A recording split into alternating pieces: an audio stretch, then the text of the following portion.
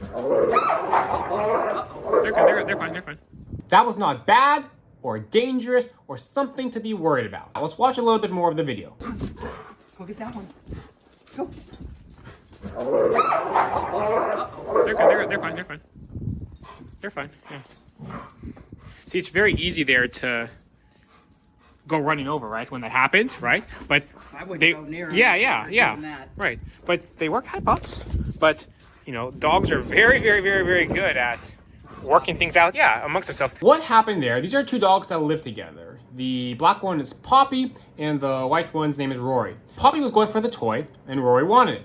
So Rory came running over, and what happened? They got into a little scuffle. At first glance, we go, oh my god, that looks so bad. We gotta go run over. They're gonna kill each other. I'm gonna slow it down and go frame by frame and show you just how good these dogs are at communicating and correcting each other. So check this out. I'm gonna try to pause and start this as much as I can to show as close as I can frame by frame, but watch their body language. Watch the mouth, watch the teeth, all right? Yeah, they growl and that sounds terrifying, but watch what actually happens. See how fast I can be, okay? So he goes for the toy, gets ready, they started growling. Now, here's the body language, right?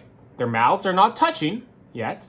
They're growling, open jaw, open mouth, teeth, looking very scary, but they're not hurting each other, not touching.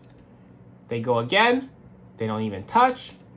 Again, they don't touch. This is how good dogs communicate. And we miss it because we don't know what to look for naturally, right?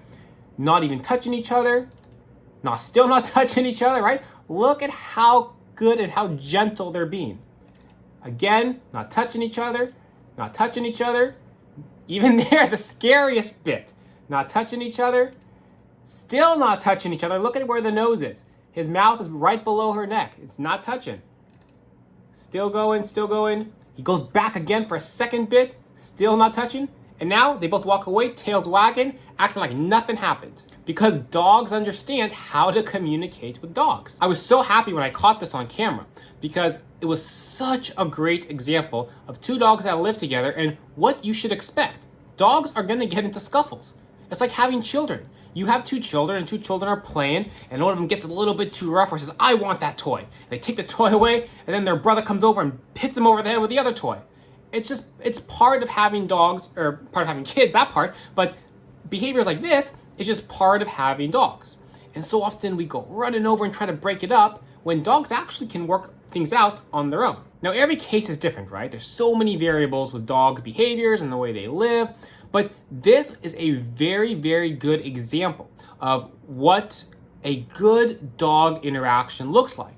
To us humans, it looks terrifying. If I didn't have a background in dog behavior, I would be terrified because that's what we've been conditioned, right? We've been taught that growling dog is bad, that dogs showing their teeth is bad, that they're dangerous.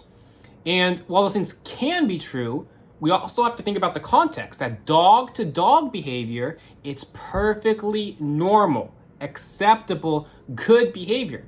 Little scuffles like that are what prevents big scuffles and actual big fights from happening later on. So if you ever see that kind of behavior from dogs, it's not a red flag that you have a dangerous, aggressive dog. Usually it's a green flag that your dog communicates well with other dogs.